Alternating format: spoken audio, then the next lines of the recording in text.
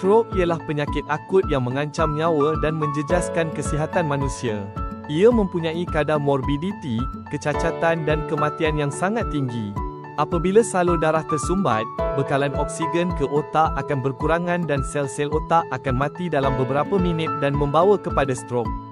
Strok boleh dibahagikan kepada dua kategori, iaitu strok iskemia dan strok hemoragik. Strok iskemia berlaku apabila saluran darah di otak tersumbat akibat trombosis yang mengakibatkan kekurangan bekalan oksigen kepada tisu otak.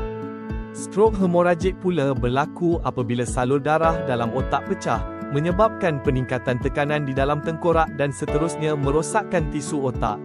Metadikol boleh membantu mencegah strok dengan mengikat reseptor vitamin D serta meningkatkan tahap vitamin C bagi menyokong fungsi vaskular serta mengurangkan lipid darah, tekanan darah dan mengelakkan trombosis.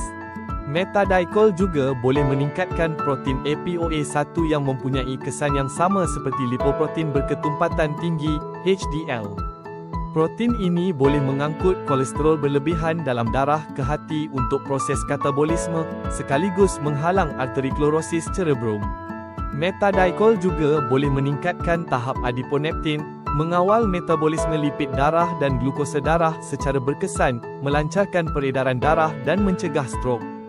Metadikol boleh mengurangkan tahap D5 untuk membantu mencegah trombosis serta mengurangkan risiko infak miokard dan infak cerebrum. Ia juga boleh menghalang peningkatan tahap lipoprotein, mencegah pemendapan lemak daripada membentuk plak pada dinding saluran darah atau menyebabkan pembentukan darah beku, seterusnya mengurangkan risiko strok. Akhir sekali, untuk penjagaan kesihatan, anda perlu mengambil 3 semburan sekurang-kurangnya 2 kali sehari. Orang yang mempunyai masalah kesihatan boleh mengambil 5 semburan sekurang-kurangnya 3 kali sehari. Sekian sahaja. Terima kasih.